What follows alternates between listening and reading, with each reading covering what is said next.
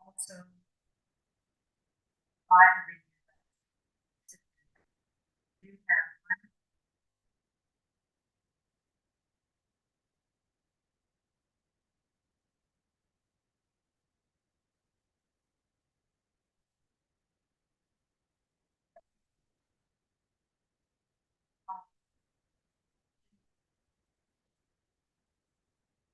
at least the recording.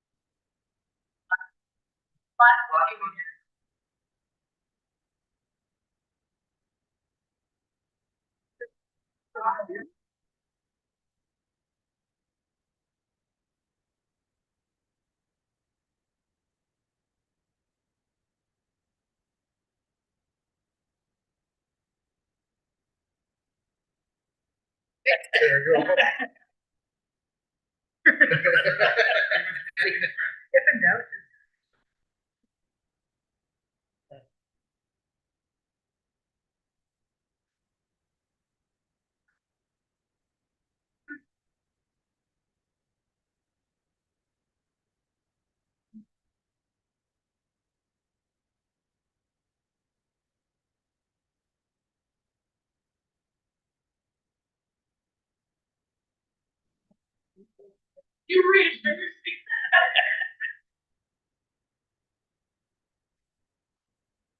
So just to clarify to anyone who's listening, I apologize that the TNO agenda not here in sound.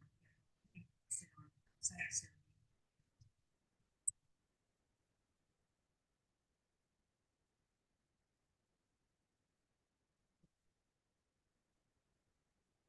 Reading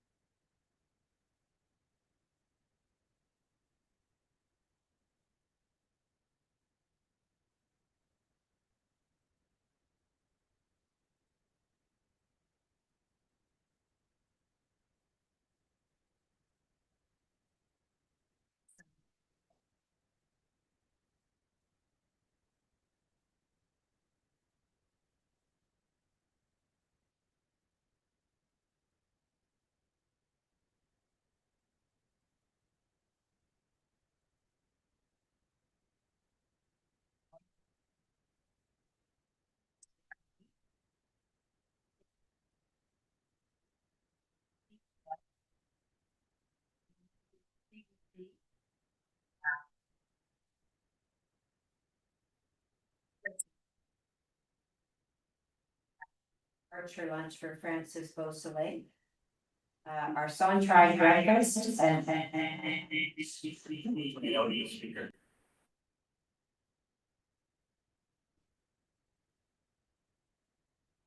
the Sontrai breakfast. Because of mine have been told to drink glory. I don't know. The earthquake that, Maybe. Yes, Like the her. Sontrai breakfast, thank you everyone for attending it, and we had our best result yet. And we were able to give Sontrai a check for $9,756. So well done, and Grogan's did a great job providing the food. And we had representatives from the 7 organizations that are benefiting. And just to reiterate, $650,000 comes from Sontrai each year to the Pontiac. So we could not have the service delivery that we have without their help. So it's just great. Thank you very much. We'll look forward to next year's, same time next year. We had the investment committee, did a chip radio interview, picked the environment committee, had a meeting with Mayor Pierre Cyr, meeting with the Minister of Mamash, Genevieve Guilbeault, with Director General Kim Lesage, also was, no, you weren't able, pardon me, that was in Thurso recently. Preparation meeting for plenary, the plenary meeting last week. The AGA for the Chute Calange did the cap reading on Monday. We had a CSP meeting. We had a consultation again at Campbell's Bay RA. It's getting a lot of use down there, Pilon, knowing the needs of our community. That was at Campbell's Bay, and Mayors Quill and Squiddy were there, as well as Mayor Ralston and anyone else that I haven't mentioned. So thank you for being there. The wood producers had their AGM in Shawville yesterday, and after that, we had our first forestry committee, which was just great. It was held at Bryson House because our meeting rooms were in use. And that was our first meeting of the term, and we had Mayors Ranger, as well as La Riviere, as well as Armstrong, and Walsh was there as well. So we had Yvonne Mignon, the manager of our only mill that is in full-time operation on the Jims Lake Road. He was there, Yvonne Mignon, as well as Réjean Dugas, who used to work here. And we, from the group Mont Forestier, we had Martin Boucher, and we also had Roy Hero representing the wood producers. So it was a great meeting, great first meeting with Jason Durand, of course. And we also unanimously chose Réjean Dugas to be our chair of the committee moving forward. So we were very happy he accepted. Okay, then the Western Quebec Literacy Committee, I had a meeting after that. Transport Action had their AGA today, and Mayor Lariviere, you were there? Yes, wonderful, and Mayor Ralston. I got there late, but had a good meeting with Sylvie, just to hear the highlights, so that was great. And I understand maybe you'd like to talk, there's a new bus coming, did she talk about that with you? A new bus? Yes, well, Yeah. they're waiting on it, May, hopefully. So, Good. Yeah, that's wonderful. I think she said it holds 18 people. And of course, wheelchair accessible as well, so that'll be great. Very, very great for the Pontiac and for Transport Action. I had a spring freshet update with Julian Gagnon today. I'm going to report on that next. And I had a meeting with the group from L'Île du Grand Calumet. Came to see me today. Okay, so I'll go right in. Any questions on my warden report? Okay, I'll go right into the number 10. The mise à jour risk d'inondation, update potential flooding. So what I learned today is that the snowpack in most of the Pontiac is on average within 5 to 10% of the annual average. that we see every year. We do have rain expected again for the next 4 days, up to 100 millimeters, with some areas, Quebec being 125 millimeters. On Saturday, we know that the Ottawa River Management Board are predicting for Lac Lunch a level of 108.30. Just to put this in perspective, in 2017, Lac Lunch was 108.52, and in 2019, 109.17. Last week, oh yes, questions have been asked, is Hydro-Quebec trying to make power? They are maxed out with their power, but we will actually only see water going through the spill gate. They're not using the turbines. Right now, Repeat is wide open, Bryson is open, the Rocher Fondue wide open, and in fact, they have to manually pull out the wooden sluice logs. All of our municipalities are working together with, and the DGs in particular, with Julian Gagnon. So we have our public staff in the Pontiac, public security staff. We also have Hydro-Quebec, MSP, and the MTQ for any potential closure of roads, particularly Chapeau, Chichester. And there's great coordination throughout the municipalities. We also have administrative help. If needed, if we need sandbags, we're looking at volume purchasing. And Julian has given an announcement to read. I'll read it in French first. Les niveaux d'augmentent rapidement et des inondations mineures sont attendus dans plusieurs secteurs, tandis que des inondations modérées ne peuvent être exclus au cours des prochains jours. Les résidents doivent prendre la situation au sérieux, se tenir informés et être prêts à faire face à l'évolution des conditions, particulièrement dans les zones vulnérables aux inondations. Nos municipalités ont déjà commencé à se préparer et nous ferons tout ce qui est possible pour soutenir les citoyens là où des répercussions seront observées. Si la situation demeure conforme aux prévisions d'ici là, le refroidissement attendu à partir de lundi, surtout en soirée et durant la nuit, pourrait commencer à nous apporter un certain répit après la chaleur de demain et les pluies prévues en fin de semaine. J'invite également tous les résidents touchés à prendre de nouveau parmi de nombreuses photos et à conserver leur reçu, factures et autres documents, car cette documentation pourrait s'avérer important par la suite. Water levels are rising quickly and minor flooding is expected in several areas, with moderate flooding not ruled out in the coming days. Residents should take the situation seriously, stay informed, and be prepared for changing conditions, especially in flood-prone areas. Our municipalities have already begun preparing, and we will do everything possible to support residents where impacts occur. If conditions remain in line with the current forecast, the cooler weather expected starting Monday, it will from the 20th to the 26th, could be freezing -4 at night, which will give us a bit of a reprieve. And we're not sure if there's even going to be any rain on Saturday, maybe the evening, and Monday and Tuesday will be cold and dry.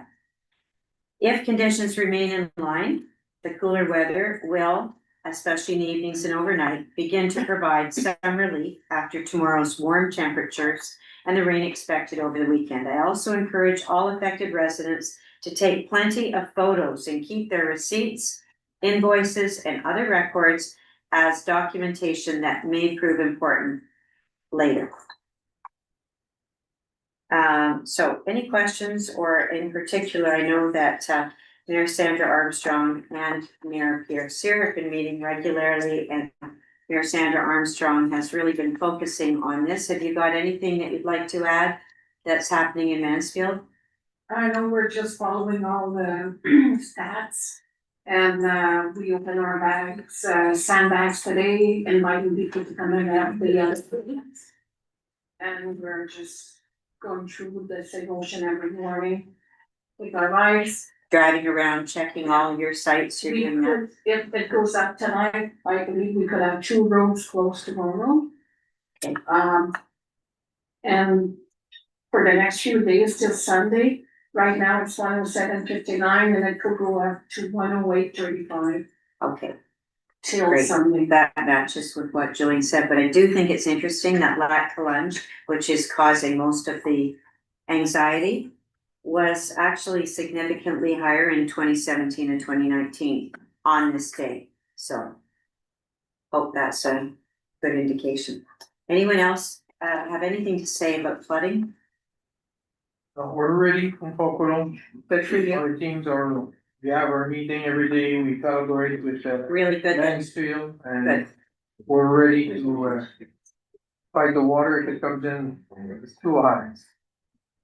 For now, we feel we're gonna have, the medium average flood in Pocono, but we never know. We never There's a lot know. of Snow, Sounds like you're prepared. but we have a lower temperature next week. Yes. So that's gonna help to slow down the melt from the north, so Okay, great. finger Um, crossed. DG Kim Lesage has just told me something very good. You'd like to pass that on? Yeah, I received an email because two of my kids go to the high school in Mansfield, SSC, and tomorrow a part of some of the program, like the Pena course and others are going to be going to help the Patrol make sandbags as part of a community initiative. So I think it's pretty good to involve the kids. Very The important. students is good. Hmm? Those kids are really good for that, they're into the spirit and everything, so yeah. It's worth mentioning. Excellent, excellent. It certainly is. We thank them for that. Okay, so we will now go on to number 11, announcements and events. So we'll begin with Pro Warden. Please. This one. Okay. Doris Granger, Mary Doris. We have a dance coming up on Sunday, I'm saying May 3rd, but it's in the afternoon and it's old time square dancing. And it's going to be held in, The hall. At your hall in At Irish Shebra? Hall. Shebra, yeah. okay, thank you. Mayor LaRiviere, We still have the online draws are still going on, so check excellent. it out. Is it being well supported? Yes. Good. Mayor Spence? Chapeau RA is going to be accepting registration for the soccer this spring. As well as the Chapeau Farmers Market will be holding some sewing classes this weekend, so if anybody's interested. Great. And just for the public, the Chapeau Bowling Alley is closed because it's equipment day. Just let everybody know. That's all. Indefinitely, or you're not sure? Indefinitely, yeah. Thank you. That's nice ones. Mayor Ralston? The Bryson? Bryson Lions Club will be holding a breakfast and euchre tournament on Sunday, April 26th at 9:30. We're looking for volunteers. We have a cleanup day where we go around town picking up garbage and that on May 2nd. And we'll meet at 9 a.m. and a barbecue at noon when we're done cleaning up. Registration for Thursday Night Ball for 16 and over is on until beginning of May. And this Saturday, there's BGCP, the Bryson Calumet Island Pontiac Fire Brigade is putting on a poker run. And it's a benefit in memory of Charlie Frost and Steve Moray. And there'll be a barbecue at the Forest Inn at the end of the day. So even if you're not in the poker run, you're welcome to go to the barbecue. Okay, wonderful. Thank you very much. Mayor Pierre Cyr? Nothing special in Port Cologne for the next few weeks. Okay. So I can't, is it Mayor Bill McCleary? Okay, Mayor Bill McCleary. If there seemed to be maybe a gap in between the two of you. Invisible friends. You see Roger? Oh, yeah. Fireman's Ball, May 2nd. Fill out the tickets if you see a local fireman from Shawville, or I can find you some. Pontiac Arena time the 70th annual men's night on May the 8th. The silent auction, a live auction, food, beer. It's only $50 a chair if you want to join in that. And we're going to have our first of 3 street markets on May the 9th. So hopefully we start to get some spring, summer weather. Great. Perfect. How's the maple syrup? Just the cleanup to do, Okay. which is the worst part. Speaking. Mayor Sandra Armstrong? I would say in French and repeating English real fast. I found one thing real fast today. I'm focusing on water mostly, but Bibliothèque municipale Mancy, les Planches, aura un atelier juridique le 29 avril de 13h à 15h concernant les testaments. L'inscription est recommandée au 819-682-9602. So a legal workshop at the library, municipal library of Matthew and Planche, April the 29th from 1 o'clock to 3, and inscription is asked 819-682-9602. Thank you. Mayor Ed Walsh? Right, just to follow up with Bill, yeah, the Charlotte Farm Report, Fireman's Ball is coming up, so I have tickets too, so you don't wanna buy up a bill, you're welcome to buy up a me. But, Is it something that anyone can go to? I always Yeah. thought it was just for the firefighters. no, it's, you recognize the firefighters and it's a fundraiser for the fire department. What's the date again? That's Saturday, May 2nd, it's at the Lions Hall in Charlotte, by the Country Ramblers or the, dance club. Perfect, thank you. Mayor Kevin Murphy? Nothing important this month. Okay, Mayor Terry Murdoch? Nothing significant. Okay, Mayor Sydney Squiddy?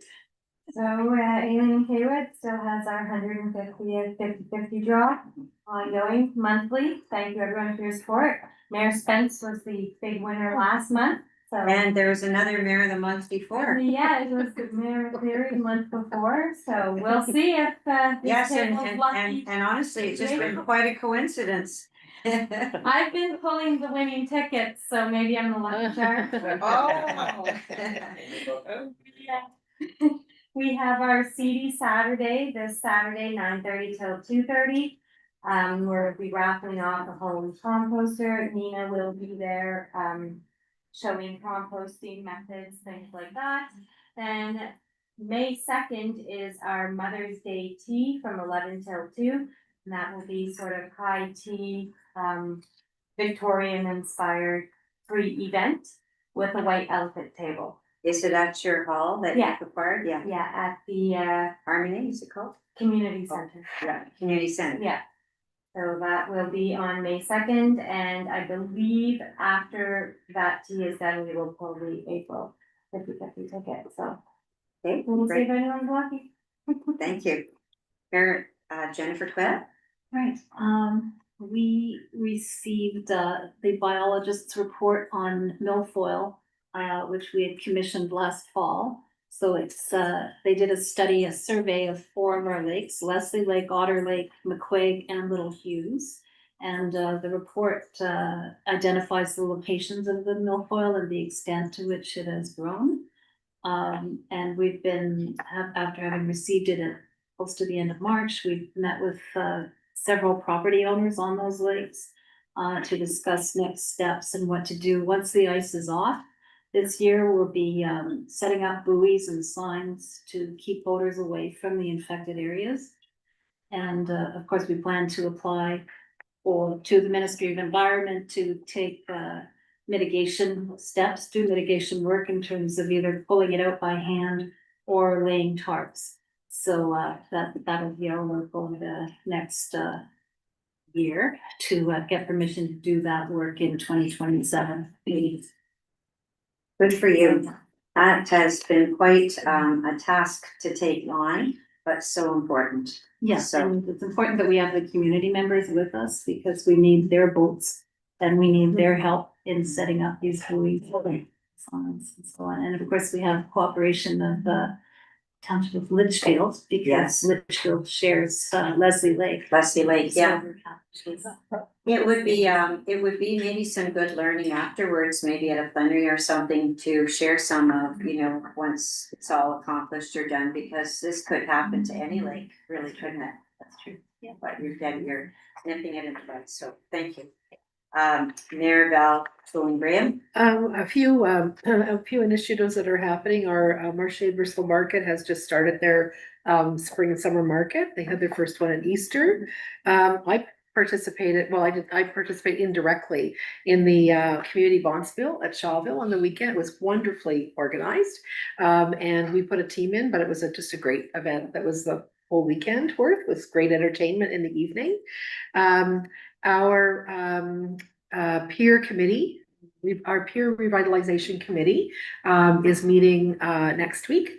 And we have been working with WSP, and we are exploring the 4 options, and now the 14-person committee, which consists of council members as well as MRC, which is a representative, and also community advocates are looking at making a choice. Hopefully we have one. We have a couple of very exciting initiatives there. So we're hoping that we actually will move toward the plan to approve one of those proposals. We're keeping our fingers crossed that the work we did for mediation last spring and has held up. So far, it's good. And we have another two years, really, basically, to be able to roll out our initiative. Unfortunately, we've had a series of break-ins that have been happening in Bristol with the return to by cottagers. We have, though, an initiative to set up a neighborhood watch program between a resident who's a member of the MRC de Colin, and also then our Sûreté de Quebec officer, and very interested residents who are looking at getting that going. So we're going to shortly held at the community center. That'll make a difference. Hopefully, yes. Thank you. A good deterrent to Yes, yes. advertise it. Thank you. Mayor Jean-Louis Corriveau. Well, it's the same thing of Mayor Ralston, the book around on the island and with BGCP. So everybody is welcome. Okay. That's all. Thank you very much. Thank you. Mayor Jordan Evans. Yeah, so Waltham's on high alert right now too with the rising water levels, and set up sandbagging stations at the Ball Diamond in the town garage.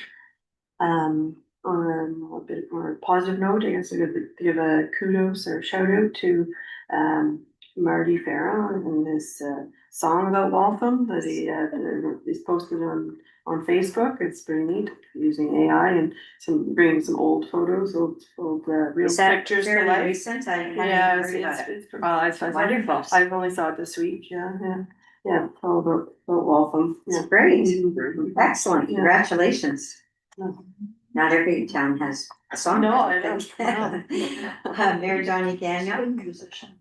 Yeah. Monthly draw for residents near our senior residents. We usually sell 500 tickets and the prize is usually $5,000. And it's next, April the 24th, next Friday at George's Bar in Chichester. Okay, great. Thank you very much. Welcome. Thank you very much. Okay, so now we have question period and statements. So I believe Mr. Denny said, you can just walk over to where the podium is over there. And please go ahead. Well, quite a lot. Hi, everybody. I'm getting Suchi from Berkeley. I'd like to thank the MRC for their donation for our party.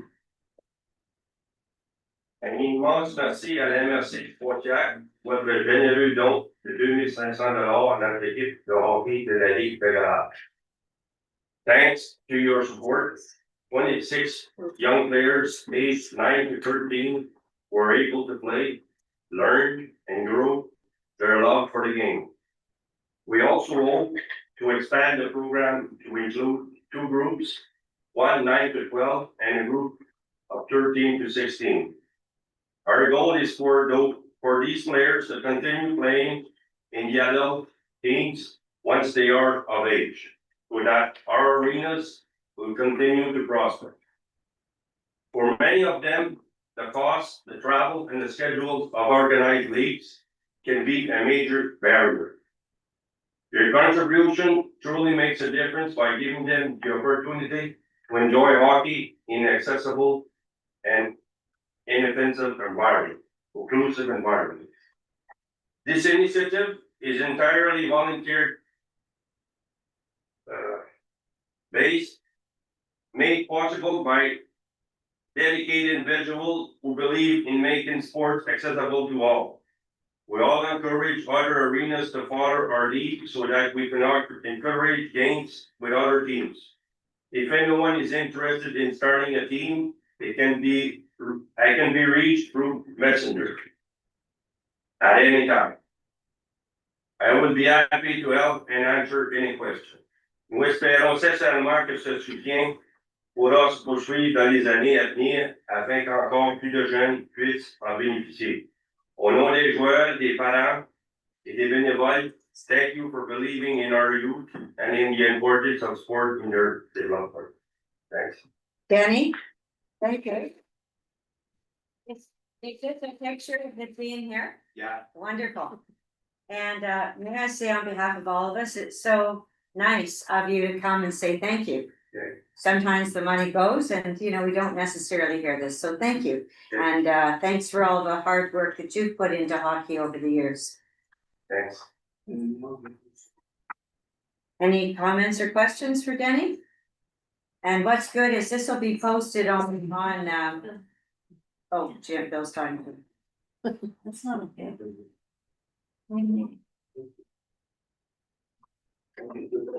Okay. Thank you, Danny. Great to see you, Chris. Thank you. Okay, go on to general administration, 13.1, sale for taxes, les allumettes. DG Kim Lesage. Une résolution pour une vente pour taxe à l'île aux allumettes. C'est pour m'autoriser à signer au nom de la MRC un contrat préparé par Mireille Allary. So this is a sales for tax in the municipality of L'Île aux Allumettes, and it's allowed permission for signing at the notary's office of Mireille Allary.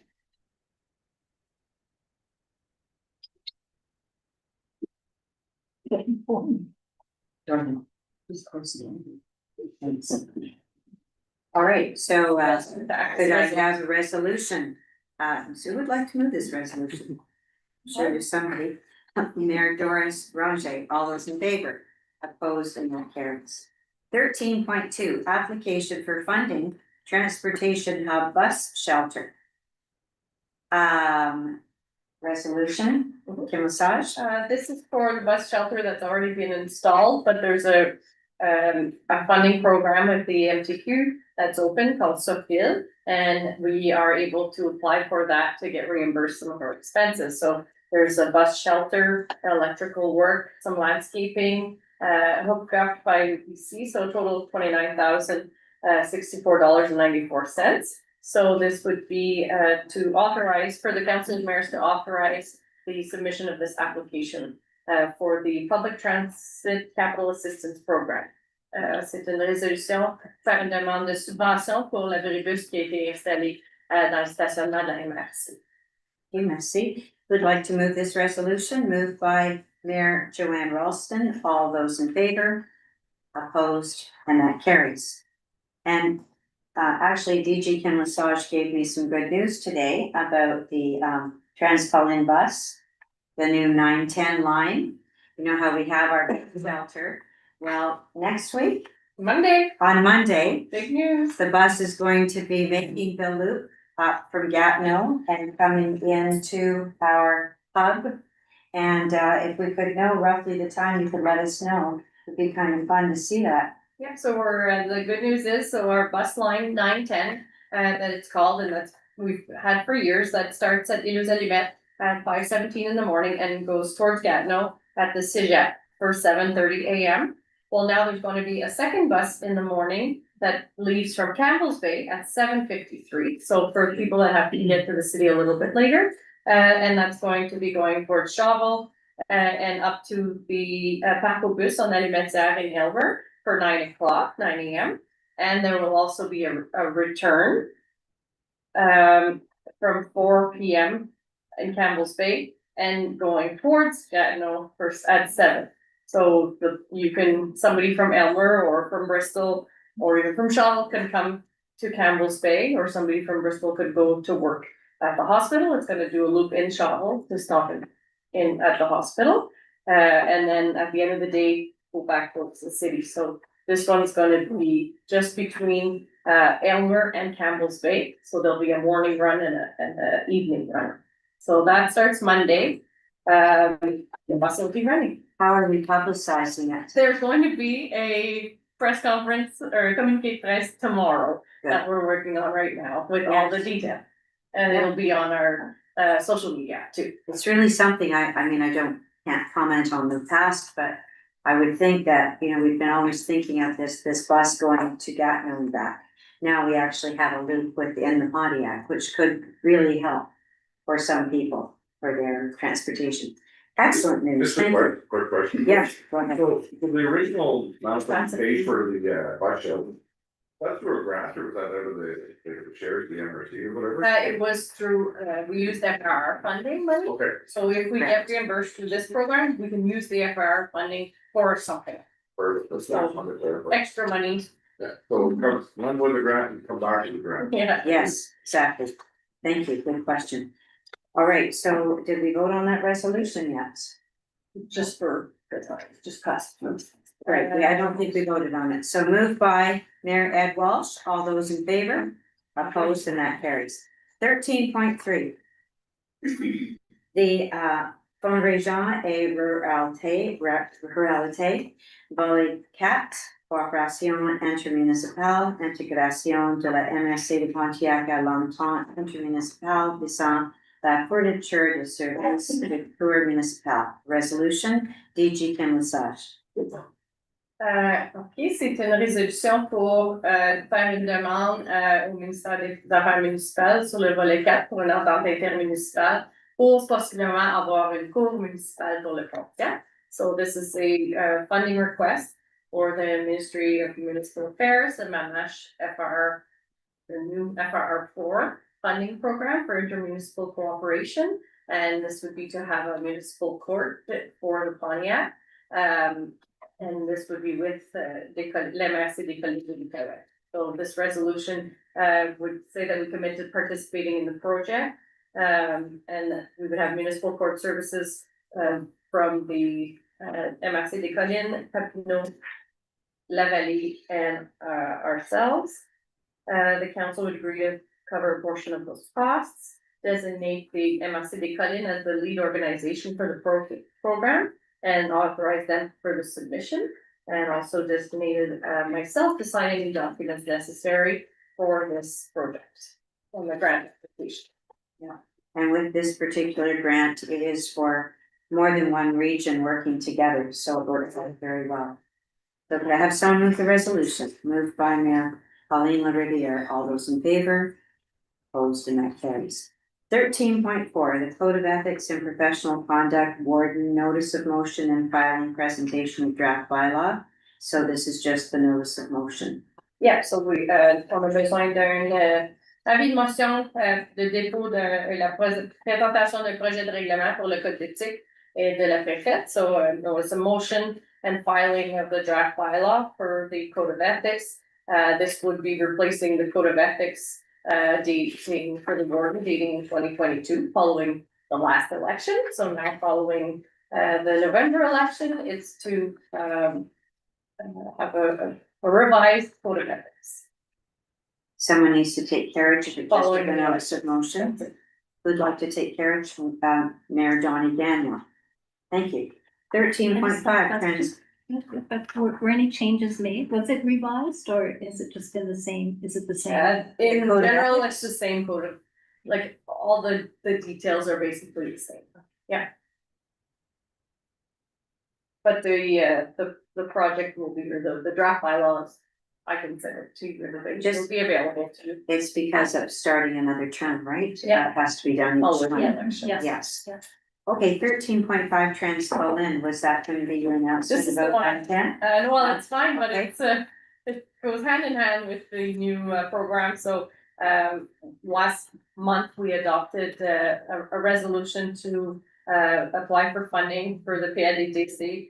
This is a different section, but it here was for us, for Axiom. I need a resolution now to apply for PNDDC, le volet 3.2, component 3.2. This is for our bus services, so this would include what we have planned for the year, and also talks about the budget that we have planned for the 3 following years. Okay, thank you. So it's a resolution. Who would like to move this? Mayor Sandra Armstrong, all those in favor? Opposed, and that carries. Okay, we're going to committee reports. We're going to begin with the Environment Committee, and we'll ask our chair, Jennifer Cliff, to get that. Okay, thank you. The committee met on April 2nd. Starting off with Jacob Demers, who gave an update on the comprehensive regional plan for wetlands, which is to be developed by 2032. In terms of the current planned actions, Jacob will be producing a brochure for property owners on shoreline protection. And at the spring MRC tree distribution, he can suggest suitable species to plant on shorelines.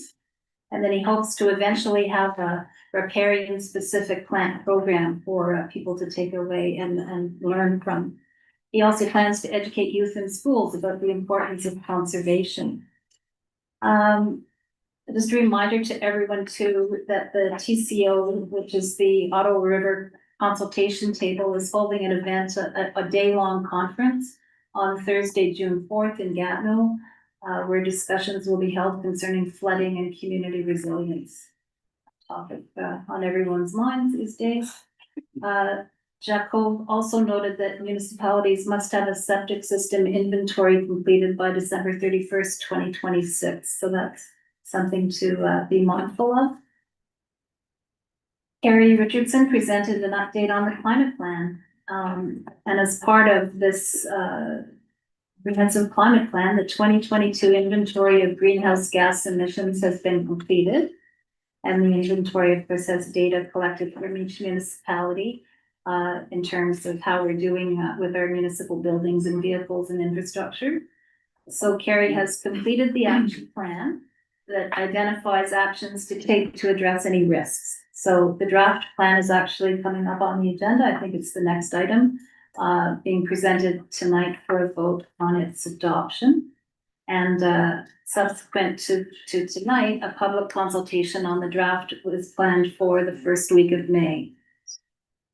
Carrie also gave updates on waste management. So the bylaw that the team has been working on that spells out the procedures and the rules for curbside collection of recycling. As the bylaw is currently with all directors general for review, and the team aims to share the draft in May. We also discussed the Agri Recoup program, and Carrie noted that the program seems to be stalled. So it was intended to collect plastic that has been used to wrap round bales of hay. Committee members noted that farmers pay a particular tax when they buy the plastic, and that we really should prepare a resolution to have the program reinvigorated for farmers who are just stockpiling plastic with nowhere that it can be dropped on. So yeah, we should look forward to doing a resolution for that and bringing it to the table. And that's the report for the April meeting. Very good. Thank you very much. Well, and so that was for information. 14.1.2, we're very fortunate to have Carrie Richardson here just for this one item. Thank you for being here, Carrie. This is the adoption of the draft MRC Pontiac climate plan, and we will vote on it with a resolution. Go ahead, Carrie. So as Mayor Flynn mentioned, draft of the climate plan was presented to the Environment Committee for review, and I did receive some comments, and thank you for those. So I'm just going to propose a resolution for adoption as a climate plan so that we can proceed with public consultations in the first week of May. So whereas at meetings on June 20th and August 22nd, 2023, the Council of Wardens of the Outaouais launched an initiative to develop a climate plan covering the entire Outaouais region, with the exception of City of Gatineau, which already has a climate plan. Whereas MRC Pontiac affirmed its commitment to implementing concrete actions aimed at reducing greenhouse gas emissions and promoting adaptation to climate change. Whereas the MRC Pontiac has obtained a grant under the Accelerating and Local Climate Transition Financial Assistance Program, as well as from regional RFR funds to support the development of the climate plan. Whereas the MRC Pontiac, in partnership with MRC de Colin, MRC Papineau, issued a joint call for tender to select professional services for the development of the plans. Whereas this plan was reviewed by the MRC Pontiac Environment Committee. Whereas the draft climate plan adopted by the Council of Mayors will be subject to public consultation prior to submission to the Ministry of Environment. It is moved and resolved that this council to adopt the draft of the climate plan. Thank you. And I understand it's about 100 pages. It's a doozy. DG Kim Lesage said she stayed up for 3 hours reading it last night, so. And now it's a fine. There were given like 2 other 100-page documents that were the precursors to this one, so it was a big file. Excellent. Thank you for everyone's input. Thank you. Carrie. And I, yeah, I think this is a round of applause. Okay. It's progress. And also you do have another item I do. That was pointed out to me. Should we jump ahead or we'll? Okay, all right, thank you. We'll go to DGA. Oh, Terry. we have to- Moved by Mayor Jennifer Quick. May I ask a question? Oh, yes, you may ask a question. Okay, can we confirm that the version going out for public consultation will be available in both French and English? The public consultation portion will be in both languages, so the information that is presented, I'm not sure if the full document will be translated, but the information that in the presentation part will be bilingual. And they did send it out to everybody in a Word file so that you could click the translate button in Word for this table if anyone wants to have a translated copy. I didn't send a PDF, I specifically used the Word so you could translate, but the public information that is diffused in the consultation will be bilingual. Thank you. Good question. Thank you very much. Okay, moved by Mayor Jennifer Quill. All those in favor? Opposed? And can we record that as unanimous? Yes. Thank you.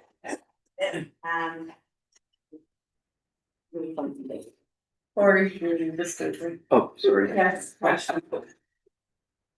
Apologies. So need some discipline. 14.2, the investment committee and advisory committee from the April 1st meeting. 14.2.1, DGA Terry LaFleur.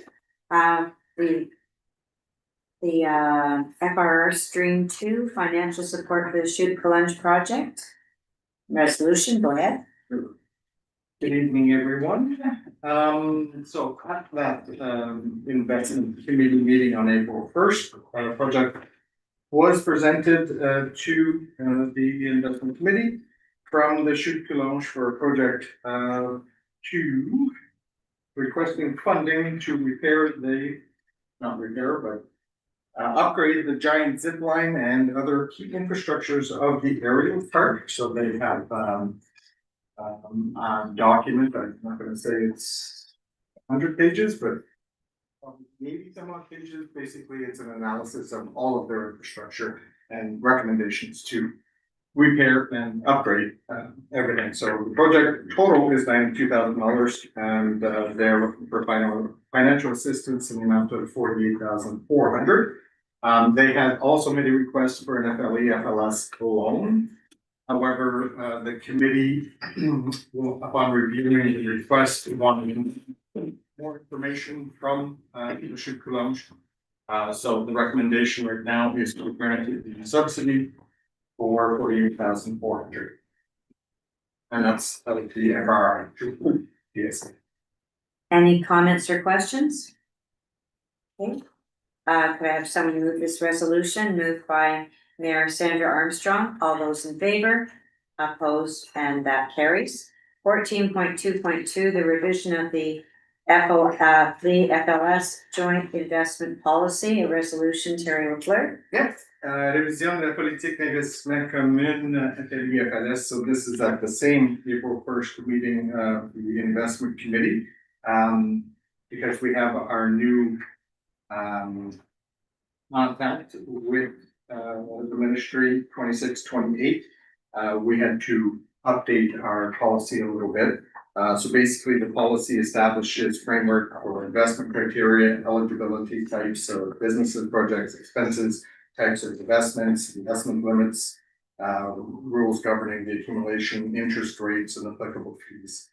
So this new policy will replace the previous policy, 2023. A few slight changes. What's new, you may ask? The businesses must have a head office in Quebec. This is new, so this is in the policy. New regulatory requirements, including the explicit addition of the French language compliance obligations for businesses with 25 employees or more. So there's an evolution as well in the investment types. Removal of the equity investments and loan guarantees for fleet, possibility of extensions of a long-term loan up to 10 years. The calculation of aid is now maximum ratio set at 70% instead of 50%. There's more flexibility in repayments, moratoriums allowing 24 months, and then some for 36 months for certain succession projects. And addition of investment committee of the management fees in case of delinquency to any loans that we do give back. So we need a resolution. The recommendation, obviously, from the investment committee is to have a resolution to support this. Thank you very much. Any comments or questions? I have someone move this resolution, moved by Mayor Terry Murdoch. All those in favor? Opposed, and that carries. Thank you very much, DGA Terry Leclerc. 14.3, the Tourism Advisory Committee meeting of March 31st. Mayor Ralston. Le comité consultatif du tourisme s'est réuni pour la première fois le 31 mars. Tous les membres étaient présents. J'ai été nommée président. Les membres ont été informés de l'avancement de plusieurs initiatives prioritaires. Le projet geocaching sur la piste cyclable, la phase 2 de la route Van Life et notre récente participation à plusieurs salons professionnels. Les progrès réalisés ont également présenté concernant le projet d'affichage numérique interactif, les efforts de promotion de la signalisation, les outils de promotion croisés et les discussions relatives à nos points d'information touristiques. Le comité a également entamé plusieurs discussions préliminaires en vue d'élaborer un plan stratégique touristique léger et axé sur l'action. Notre prochaine réunion va avoir lieu à la mi-mai. The Tourism Advisory Committee, we had our first meeting on March 31st. We had full attendance, which was great. The committee had a lot of discussions towards a light action-oriented tourism strategic plan. There was strong enthusiasm and momentum around the table. The full team, the full committee members were all there.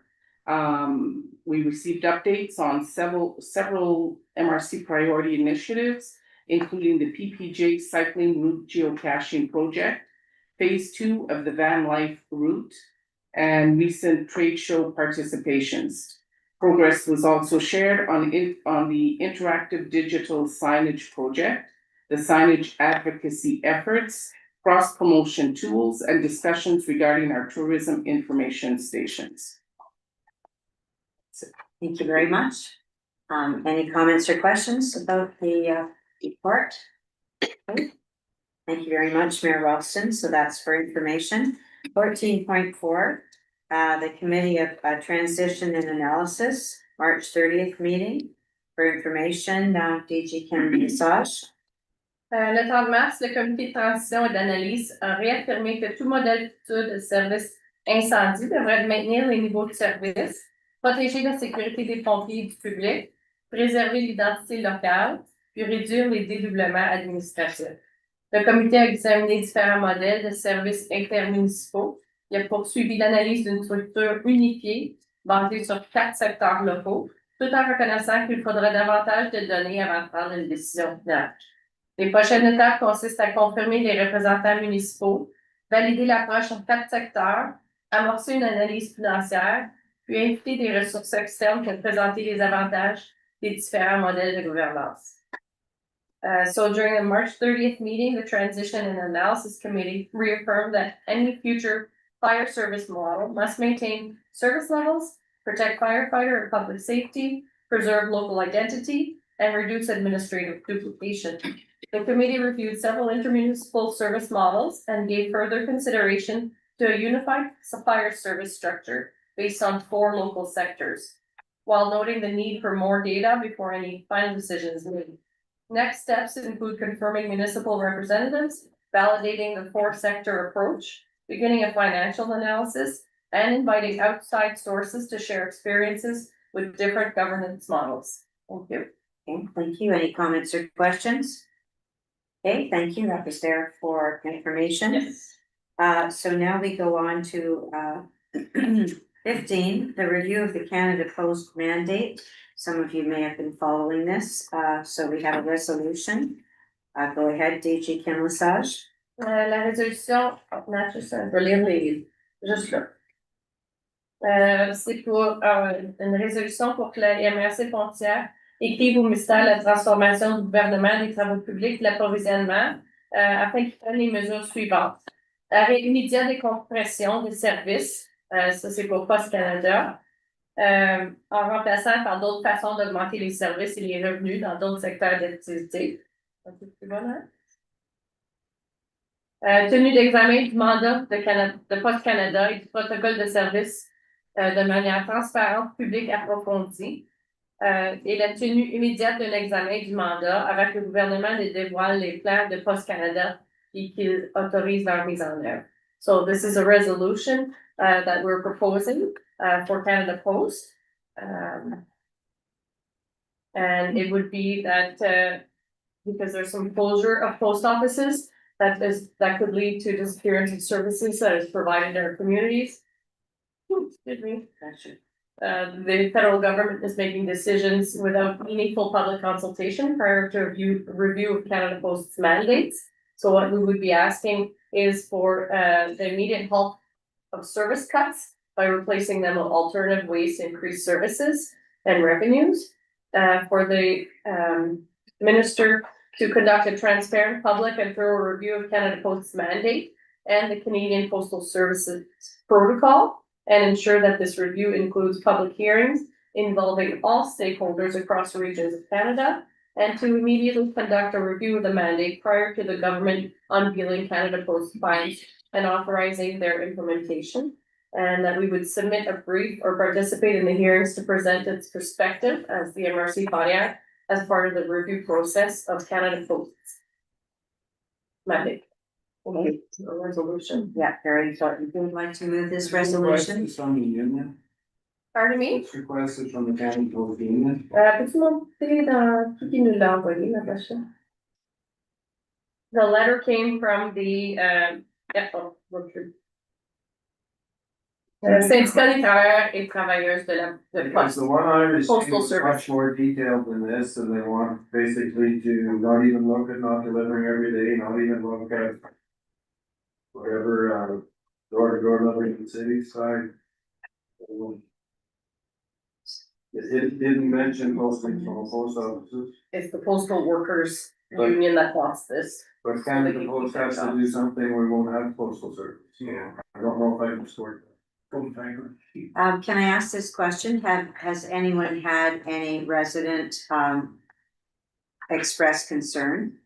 What difference will it make? How many of your residents go to a post office each day or have post boxes sort of in their neighborhood?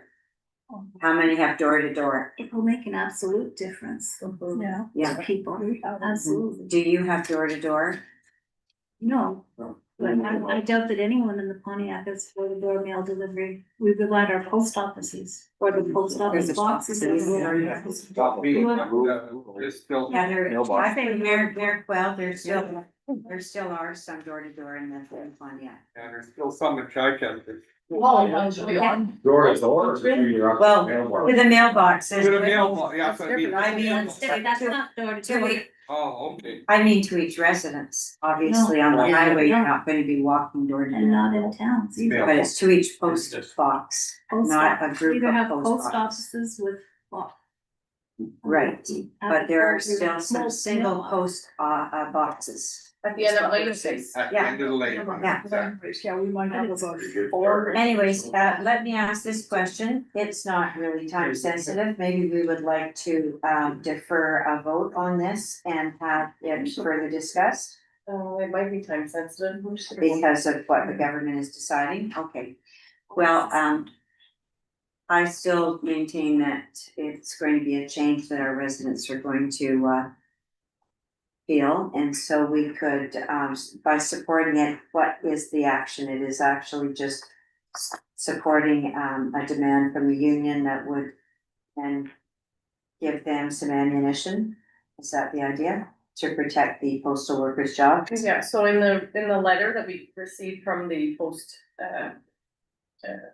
for the jobs from their union, it says, national, and match, so something that they're doing nationally to, ensure postal services in communities, to adopt a resolution asking the federal government to look at the mandate of Canada Post.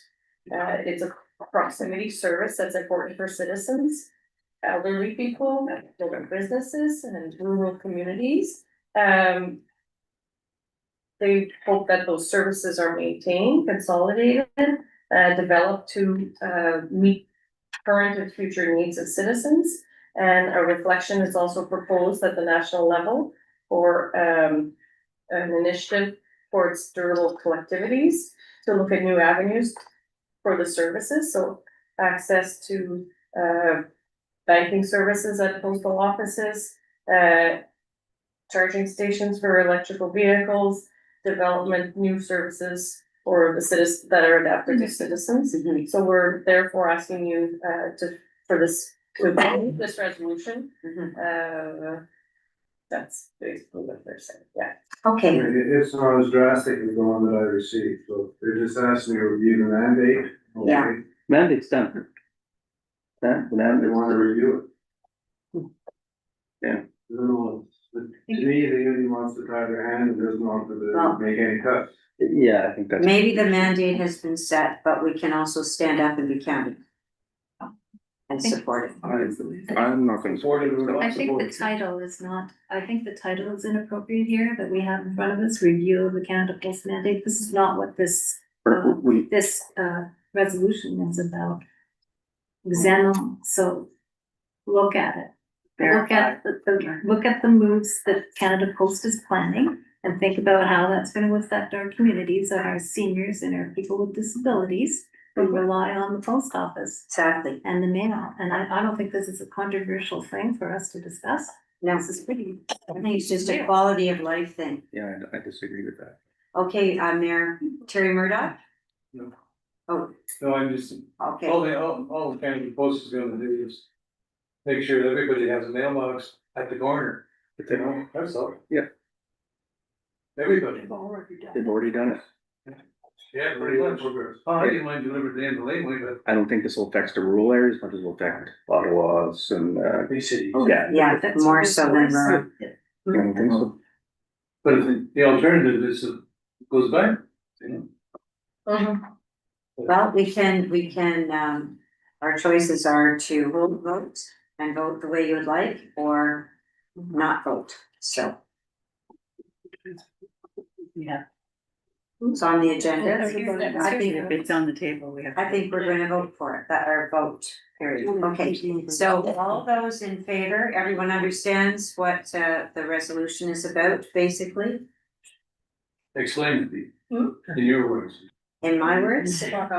I would say that, we're, you know, the, union disagree with the course of the federal government's plans, and they're questioning the true mandate of Canada Post workers and Keep the three, the three things in particular, yeah. so, no, almost get to this. Immediately halt, so asking for, the minister to immediately, halt service cuts, by replacing them with alternative ways to increase their service revenues. Asking them to conduct a transparent, public and thorough review of their mandate and their protocol. And ensure this, review includes public hearings involving all stakeholders. And finally, immediately conduct a review of the mandate prior to the government unveiling Canada Post plan and authorizing their implementation. That's the 3 points that they're recommended. Okay, everyone understand? So I'll call the question, all those in favor? Okay, so put your hands up so I can count and see. Thank you, 1, 2, 3, 4, 5, 6, 7, 8, 9. And all those opposed? Yeah, put your hand up.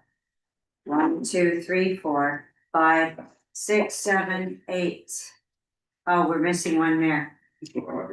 So, that carries. And I don't vote because I vote when it's 9 to 9. For the double. We'll go 1 to 1. I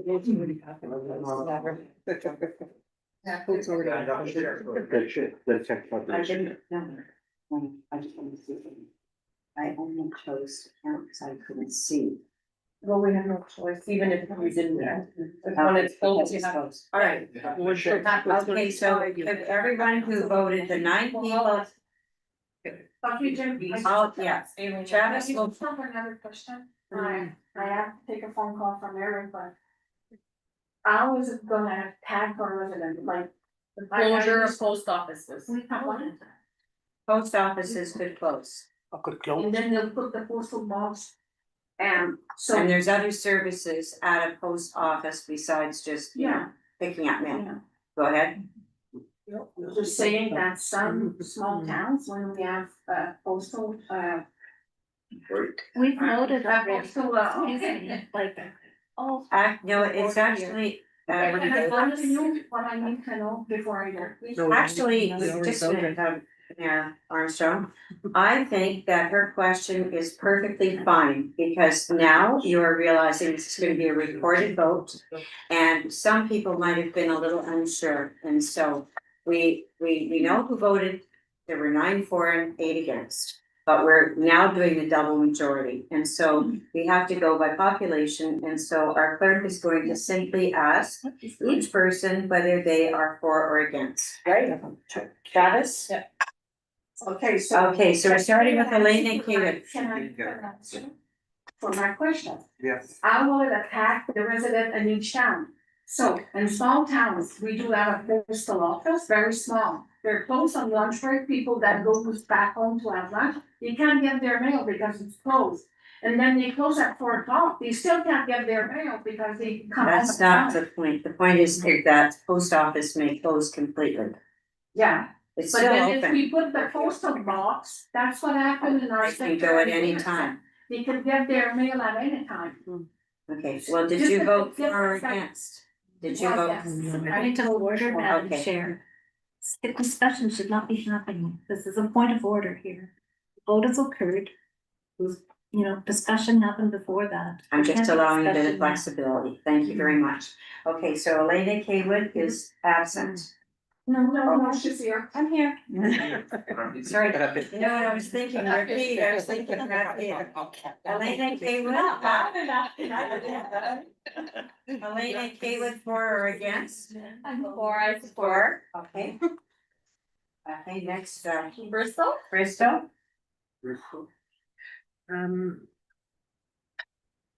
I guess part of that is because we've had a discussion after the vote was held.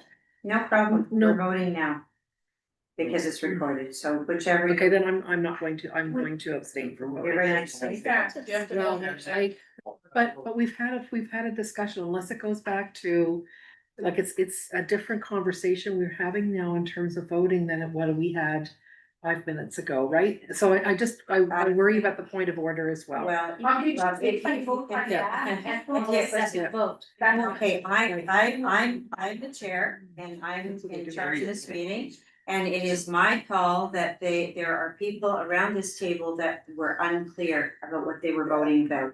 And so I do welcome your question, that's fine, Mayor Armstrong, and so before I was only counting numbers, we did not record who was voting for or against. I think a bit of flexibility on this issue is important, and now we're voting, so it's Clarification. yes, you can't abstain, Okay. so it would be a yay or nay, a yes or no, Mayor Tully Graham, I'm opposed. opposed, okay, so Bristol is opposed, okay, Moving the rest.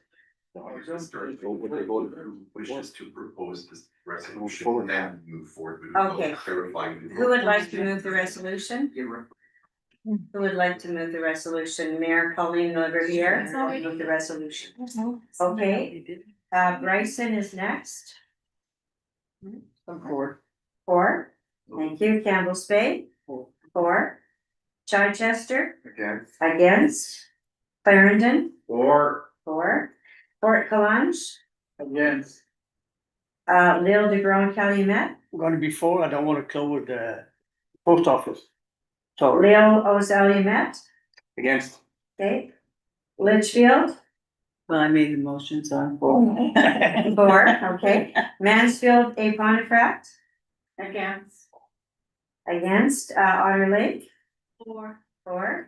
Portage du Fort. Rapide des Joachim, absent. Shawville, opposed. Shaneborough, Or okay. Thorn, Against. against, and Waltham, against. okay. So. For Bristol, Bristol was against. Okay. Again? Again. So we had nine, that are supporting, and then 1, 2, 3, 4, 5, 6, 7, 8 that were against, however, with the populations.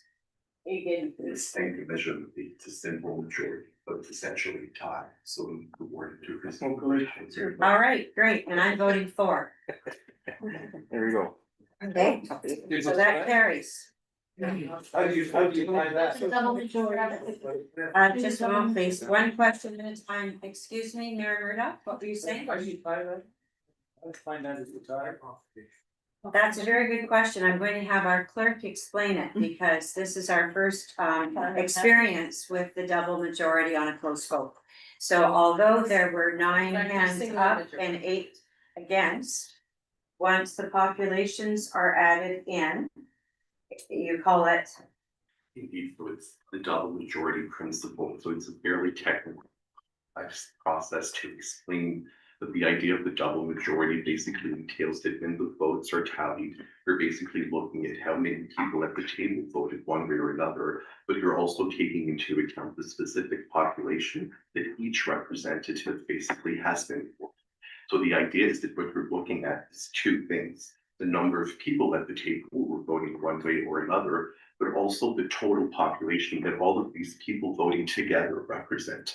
So if we look at the vote that was just taken, you had 9 mayors voting in favor of the measure and 8 voting against it, right?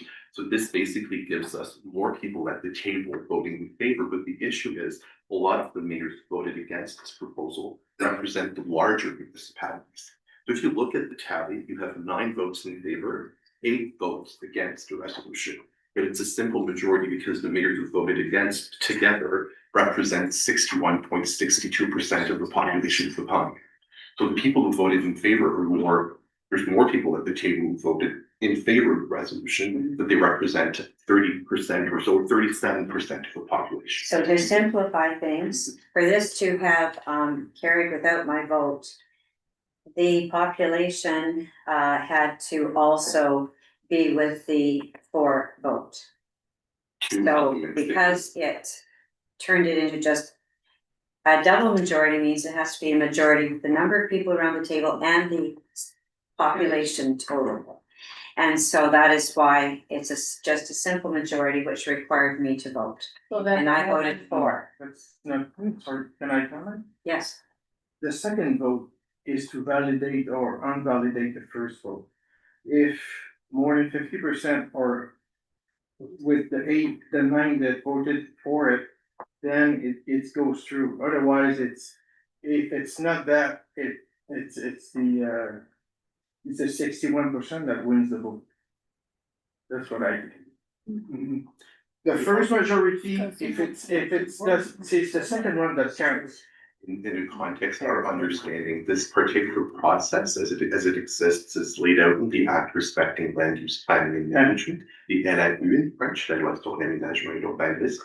And our understanding has always been that if the two majorities, whichever side basically wins in the end, whichever majority basically wins, if it's not a double majority from the start, in a context of where you have an elected warden that's been elected through universal suffrage, she basically gets to proceed with the tie-breaking vote if she wishes to do so, if she wishes to exercise that vote. Je peux parler en français parce que je vais mieux m'exprimer after that. It's just En français. C'est juste la deuxième majorité, c'est pour valider. C'est pas, puis il y a 61% de la population qui représente, qui vote contre, le vote, il est contre.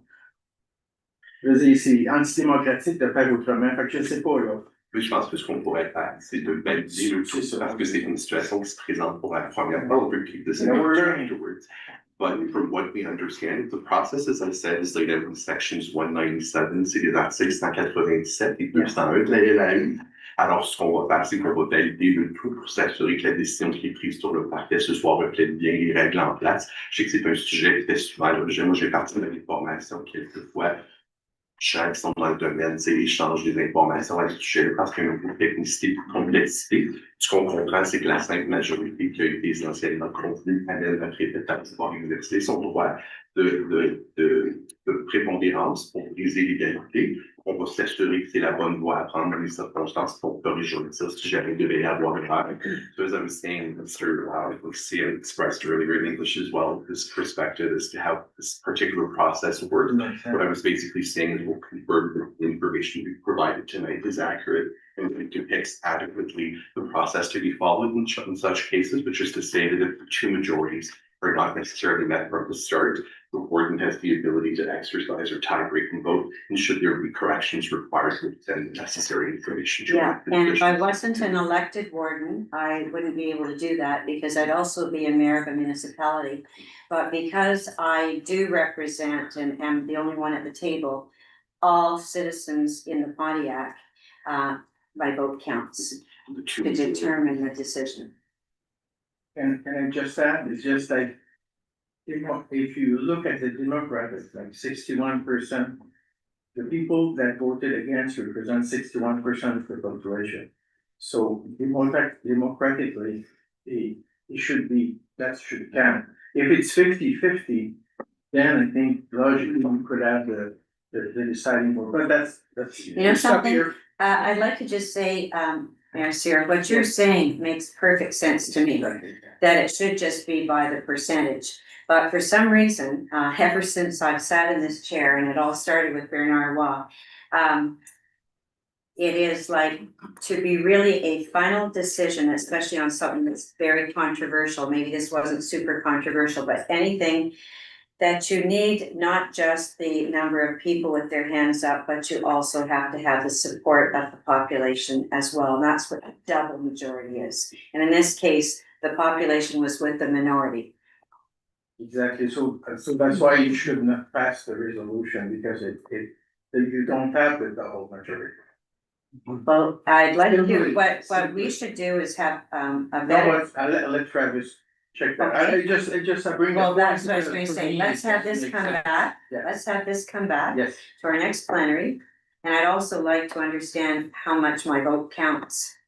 Well, So, yeah. Are we adding in? So the information that was shared today and discussed, if we're following our, will obviously be adequately reflected in the minutes. And of course, we'll also proceed with providing any additional details and insight to mayors more quickly before the next sitting with regard to the outcome of the discussions that took place tonight, and commission decision that should stand. It appears pretty elegant, however, that you're really looking quite simply at having two majorities to there hasn't been a tie in the team. So as soon as you don't have those two majorities, you essentially fundamentally have a tie vote and tie breaking voting before it comes into play. We will clarify all of that. It's a fairly technical and complex matter that hasn't basically, as I understand it, presented itself at this table over the past several years. So again, we'll reflect all of what transpired tonight in the minutes, and we'll share the proper information with mayors and be open to making the necessary adjustments and changes that may be required. But I'm sure other people had questions of the table or. I think, If you want me reading this. okay, go ahead, Kim. Go ahead. So Article 201 of the Land Use Planning and Development Act, where the warden is elected in accordance with section blah, blah, blah. The decision is negative only if the majority of the votes cast are cast in the negative and the total of the population awarded to the representatives who cast the negative votes equal more than 1/2 of the total of the population awarded to the representatives who voted. So it says where the warden is elected, the decision is negative only if the majority of the votes cast are in the negative and the total of the population represents more than 1/2 of the population. So that would be when it's negative and this is not. So that would make sense then, right? Right. For an affirmative decision to be made by council, I'm reading it, so. Yeah. Majority of the votes cast must be cast in the affirmative and the total of the population awarded to the representatives. Cast affirmative votes must be equal to more than 1/2 of the total population. For the purpose of the first and second paragraphs, the sole representative of municipalities awarded did the entire population of the municipality, each representative in the municipality. Equal share of the population, yeah. Whereas the warden is elected in accordance with. Can I make a suggestion? Yeah. Just a minute. Can we just, with the votes been cast and there seems to be needing some clarification? Mhm. So can we find out what the clarification is and report to everyone else and then we can move forward with this? And once we get the legal clarification from somebody who's definitely, confirmed it, then we can. You kind of critical. Yeah. Because Yeah. council members result in a tie, warden elected in accordance with section, something of the action. Yeah, the passing. Yes, but I'd like to just state that this is the first time I have voted when it was not 9 to 9, right? This was 9 to 8. And you told me I needed to vote. So I like Mayor Spence's suggestion of clarification, and we'll find out whether we did this correctly or did not. Absolutely. But at least everybody's will was expressed. Yep. Okay. Well, thank you. We'll go on. We find that out. Well, when are, Yes. sir. yes, that's right. Thanks, Mayor Murdoch. Okay, finances, financial report. Unfortunately, our treasurer is not with us. She is ill. And so this is going to be given by Director General Kim Visage, correct? Yeah. And we have a resolution. Go ahead. Accounts to be paid. So we're looking, on cherche une résolution pour autoriser le montant de 161 515 $89 cents pour la liste des comptes à payer de la MRC. Puis le montant 698 245 et 64. J'ai manqué quelque chose. List of payables, accounts payables. Les comptes payables, c'était 161 000. Puis pour la liste des comptes à payer, c'est 698. So we're looking for a resolution for a list of accounts payable in the amount of $161,515.89 and a list of payments that were made in the amount of $698,245. So if I look at the accounts to be paid for April 16th, I have for the recycling program, an invoice of $35,776. I have the Devo lawyers, $8,724,000. Our CPA at Ziggy for our audit, $6,208. Conseil Pontiac, $1,149. FQM services, $12,580. Jonas Pontiac, $337.16. EXP services, $49,097.18. I believe that's for the PPJ, the inspection of the bridges, or 3 bridges that were done with the bike path. Mallet Electric, $6,036. SPCA, $9,958.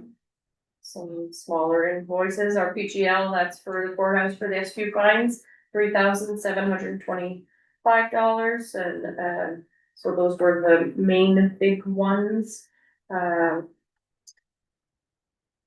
Hydro-Quebec, $4,223, so the total to be paid, $161,515.89. Some of the. Could I make a recommendation? Sure. That in the future, we get a list of all of them on paper, so we could actually see them. Yeah, they're all on ID side, so, and. Yeah, but we don't all have that. Not anymore. It's just it makes it a lot more simple for me to go through it, you know? You'd like that in advance, you're asking? Because. Yeah, okay. Actually, there's no reason why we could not, with the agenda, have the financials on paper. Good idea. Then you've got it right in front of us. Accounts receivable. Looking through. So total for accounts receivable, right now, we have, $1,299,657. So, there's some grants, so the Pont PME for, like the investment committee, sorry, so there's some various ones there.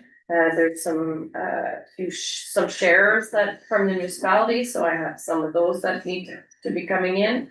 A lot of FLE, grants, and then Association Exercice Frontière, Ottawa Valley Tourism Association, Portland Fire Services, so those are basically, the big amounts are probably the shares. For accounts receivable. And then. Oops. And then finally, this resolution is also for the expenses for travel expenses for the elected officials. So for the past month of March 2026, it's a total of $1,010.80.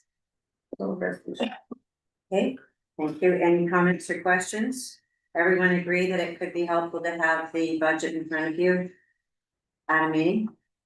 I disagree, actually. Yeah, I have it on paper. Okay. Yep. Just extra paper, but normally, when our treasurer's here, she can give a fairly complete report and the numbers can be up on the screen. Terry's case, he doesn't use computer, he could have a copy. Yeah, perfect. And that's there's one for everybody. I think everybody else uses Yeah. always available. Do you have email, Terry? No. Oh, you don't have email? No. So who needs to get that? Very quiet. Okay, so we're finished. Are there any comments or questions specifically about any of the numbers that DG and massage is given? Okay, we have a resolution, please. Moved by Mayor Ed Walsh. All those in favor? Opposed? And that carries. Thank you. 16.2, the resolution is consent and short-term loan regarding a promissory note in the amount of $111,400.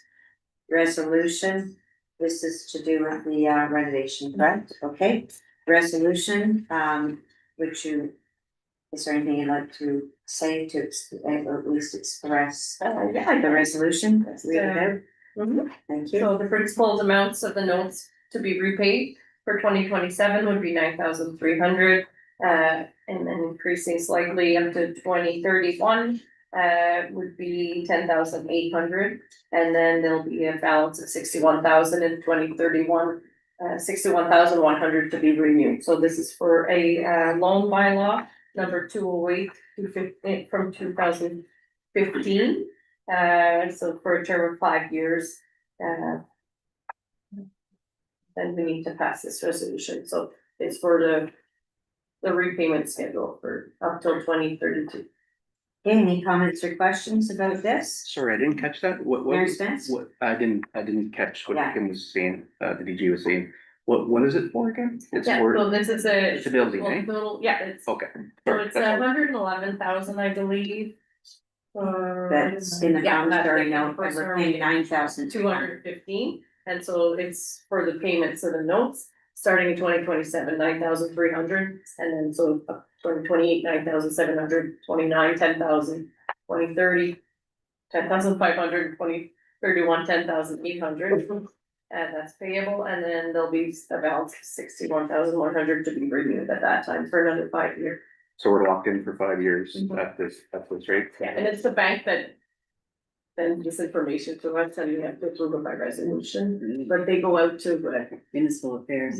municipal affairs goes out to get the best rate, and then we have to pass a resolution to approve it there. Yeah. And it's the interest that we're paying on it, is it worthwhile? You guys did that exercise to figure I it would out? have to ask Andrea, because I did not myself. Okay, so we don't know that.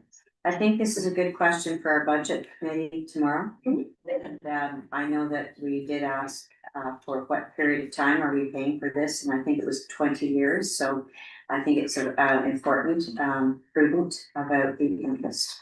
Mayor Seer. I just have a question because it's not clear for me, what is this loan for? This building? It was the renovation of this building. The renovation. It was done in 2016. Well, the loan we took in 15. 2015, right? So it's not the hypothec, it's not the mortgage of the building, it's a renovation that was done. Is that Okay. Mayor Ed Walsh? Just with Andrea being second on, is the budget meeting still ongoing tomorrow, or Yes. maybe we just get over and hold it? Maybe Just like she- picking up another one? Maybe she will be virtual, I'm not sure. Could be virtual if she's not. At this point, it's, In my opinion, I think we need to have it, and with regards to Andrea, hopefully someone else, maybe her boss, would be up to date on the file, and we'll be able to go on from there. That would be, She was still working today. Yeah. She just. Alright, just checking. Mayor Armstrong? Just a question for tomorrow's meeting for budget, I won't be here, but did you send a link for that meeting? I'm not sure, but we'll send You it. did? Okay. I forwarded it to you. I don't think that's something I can, just wondering. With the flooding situation, Mayor Armstrong wants to be in her municipal office. Good idea. Any other comments or questions?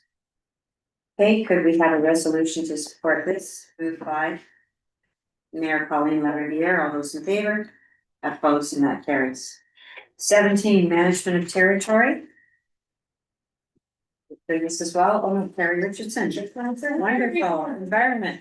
17.1.1, assignment of contract, collection and transportation of recyclable materials. C'est une résolution pour le cession de contrat de collecte de transport des matières recyclables. So it's assignment of our contract for the collection, transportation of recyclable materials. So I'll just read the resolution, whereas the MRC awarded crush waste management following a call for tenders, contract for the collection and transportation of recyclable materials. Whereas Crush Waste Management wishes to assign all of its rights and obligations under the initial contract to 928745 Canada Inc. Whereas 928745 Canada Inc. possesses the expertise, resources, and authorizations required to perform the initial contract. Whereas clause 10 of the general administrative provisions of the tender permits such an assignment with consent of the MRC. Whereas it is in the MRC's interest that the services be provided by 928745 Canada Inc. Whereas the assignment agreement has been presented to the council, it is moved and resolved to proceed with the assignment and allow Warden Hall and the treasurer clerk and massage to Donna. Okay, thank you. Any comments or questions? Have someone move this resolution? Moved by Mayor Terry Murdoch. All those in favor? Opposed? And that carries. Thank you very much, Carrie. Thank you. Economic development, DGA Terry LaFleur, 18.1.1. Sponsorship request, Centre de Loisirs des Graveurs and a Circus Spectacular 2026. We're going to the circus. We received a request from, and demande de commandite du Centre des Loisirs des Graveurs, to, bring the Canada Circus Spectacular in 2026 on July 7th, 2026 to the area. So the recommendation is for sponsorship to be allocated in the amount of $1,000. So we need a resolution for that.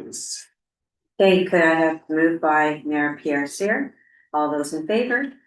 Opposed, and that carries. By the way, I was a bit distracted. When is this circus? July 7th. July 7th, and for how many days? I believe it is just the one day. Oh, wow. Indoor, I guess, in the arena? Oh, it's wonderful. Has there ever been a circus in the Pontiac? Yes. Yeah, I know there were rodeos and things. Yeah, Yeah, the arena. it's wonderful. Excellent. Thank you. We'll go on to 18.1.2. Sponsorship request, recreational committee of Ile du Grand Calumet, Saint Jean Baptiste, National Day Celebration 2026. Yes, demande de commandite, comité de loisirs de l'île du Grand Calumet, fête nationale Saint-Jean-Baptiste. So before we go to the circus, we're gonna go celebrate Saint-Jean-Baptiste at the Île du Grand Calumet. It is a request for a sponsorship for a festival that will take place from the 22nd to the 24th of June. Your recommendation is as well for sponsorship to be allocated for $1,000. Okay, any questions or comments? Could I have someone move this, please? Moved by Mayor Jean-Louis Corrigo. All those in favor? Opposed? And that carries. 18.1.3. Donation request for Reso Biblio, Dilute Away Resolution, DGA Terry LaFleur. So this comes, sorry. Looking at the wrong one here. It's a request for donation from Utawa PDO network, basically for their AGM. And it's also I'm gathering to thank the volunteers who contribute to the libraries, which will take place June 6th, 2026. In the Pontiac, in particular, there's more than 20 volunteers working valiantly to promote reading in 7 libraries around here. So they are looking for a donation, and they recommend to donate $200 to this. Okay, great. Thank you very much. Would like to move this resolution.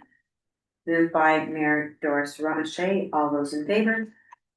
Opposed, and that carries. 18.2. Funding for cultural projects following the Cultivating Reading Call for Proposals. Resolution DGA Terry LaFleur.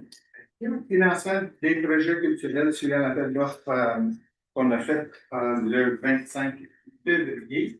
And then the committee met on March 20th to review the projects. And the following projects are being recommended for funding. So if you remember correctly, we had a lot of money and went out for all projects. These are the projects that are being recommended. So in no particular order, municipality of Campbell's Bay, windows that tell this that tell stories. The amount recommended is $3,824. For the municipality of Lille-aux-Allumettes, reading together, a bridge between generations, and an amount of $4,000. So these are all based on the project estimates. In the municipality of Otter Lake, a project called Small Libraries in the amount of $2,177. And the Western Quebec Literacy Council with an amount of $5,000. So recommendation for those, if you, the descriptions of all of them are on page for this month. Okay, thank you very much. Any comments or questions? Okay, and could I have someone move that? Moved by Mayor Bell, Julian Graham, all those in favor, and those opposed, carries. Thank you very much, BGA Terry the clerk. We go into miscellaneous, I don't think there is anything. What about correspondence? Pardon me? Any more updates on the abattoir? Yes? No, they're not really, still in the ministry. Well. Still in the ministry's hand, you're going to. Well, the Ministry of Environment. Yes. So nothing is anything. Hurry up and wait. They are working as quickly and as hard as they can, and they understand the urgency. Yes. And we've heard from some farmers who hope to be able to take their produce there. And as you know, the good news is that Agri-Saver is open, getting regular bookings, even without the website. And as far as the abattoir is going, I can tell you, I ask him about it every single day. And so I am assured that we are doing everything possible. The inspection, in fact, I think there was even something that your municipality was involved in that got cleared up, so that's great. And I think we just all have to pull together and make sure this opens as soon as possible. And they know, they have a date in mind, but it's not to be publicly announced. Thank you. So that's any other miscellaneous items? Mayor Ray Pima. I sent out an email to all mayors this afternoon, starting in March now is requesting, all the events that will be taking place in different municipalities across the, Pontiac. So we requesting the dates and, if you want the SU present there, just to, show up and have discussion with the public, just to send us the, your events, and I will, forward that to, Sergeant Mark Snow. So any events you're having in your municipality and you want possibly have the SQ there to be represented, just send me the event, date and time. Thank you very much. So there's a second question period. I don't think we have anyone in our audience, so we will close the meeting. Before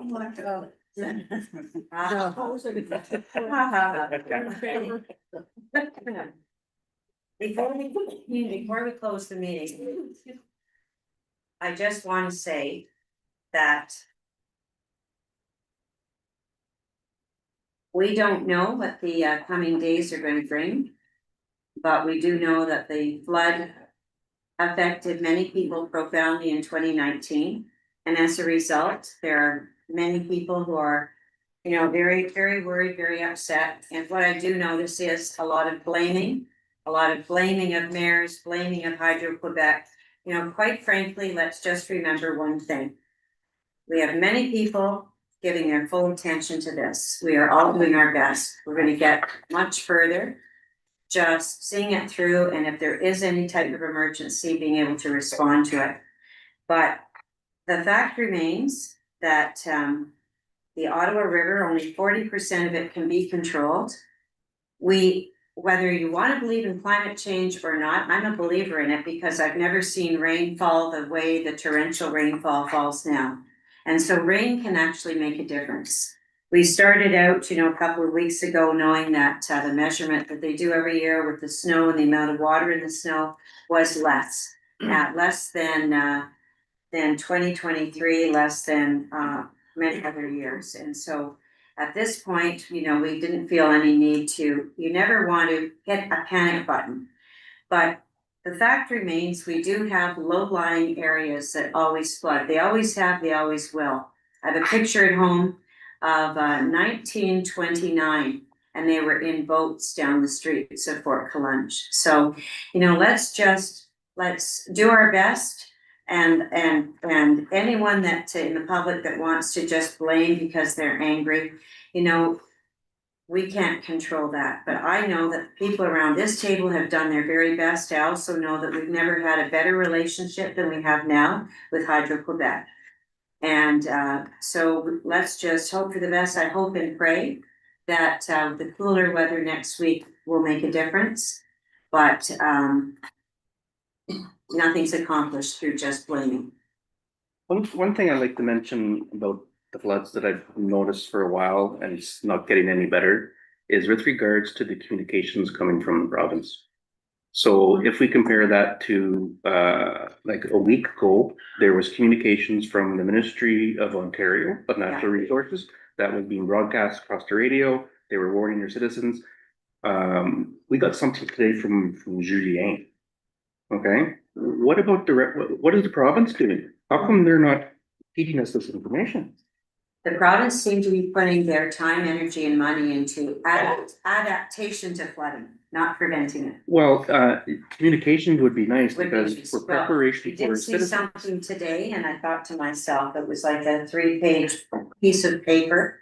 And I agree with you. I think that we can, through Julian, administer to the best of our ability, but in terms of what the province are prepared to do to help us, it's a very good point. Yeah, just in communication, like around this table, everybody around this table who's had floods since 2017 is well prepared. We're at the MRC Pontiac is well prepared for this kind of thing.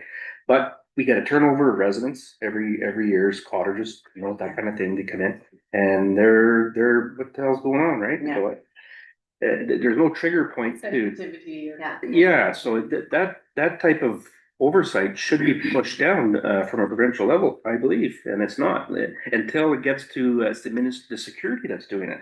Yeah. So and they're reactive, they're not proactive. Right. So to me, that needs to be fixed. I just want to review a couple of things in case you're questioned, and just so that you know, the reservoirs were empty to accept the freshet. Our dams really can't be controlled. They're run-of-the-river dams. And when the freshet comes, this whole idea of being able to lower significantly, we do know that that the Bryson Dam, the Rochecondu and Rapide are all fully open right now, which is helping. There still is more, of course, snowpack to melt. I saw a map today showing, but again, it's all within averages, no different from any other year.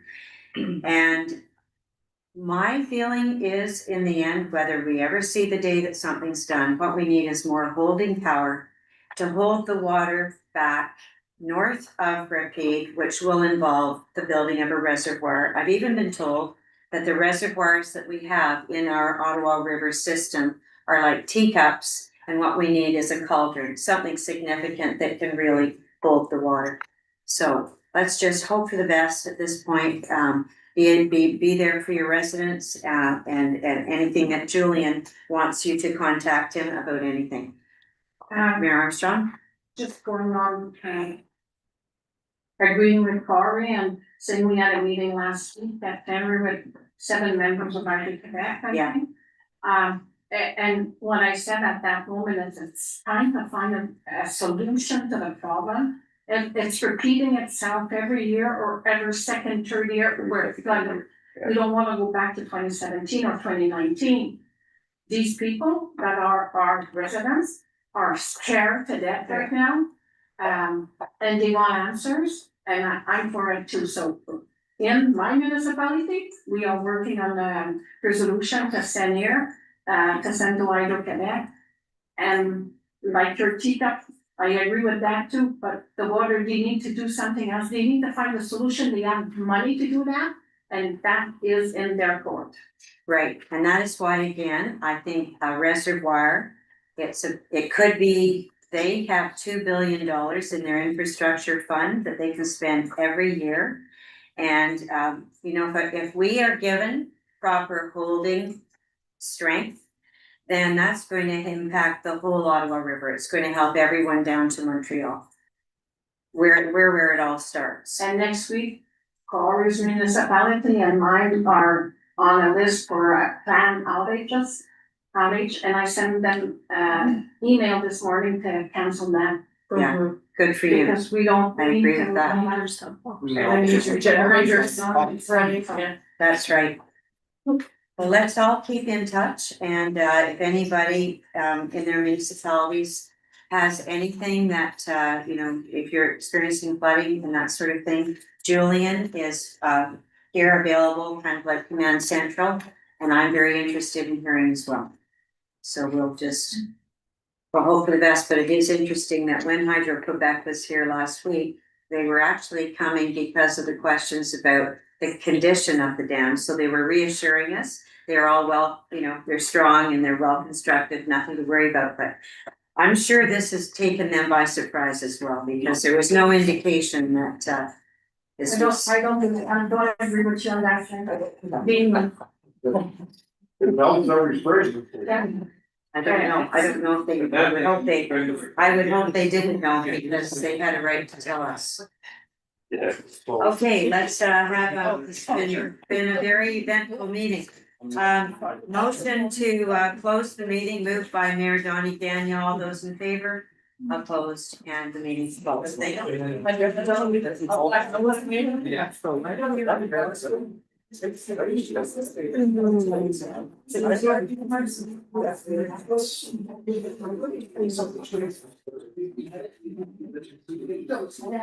I don't wanna stick her. It looks as though-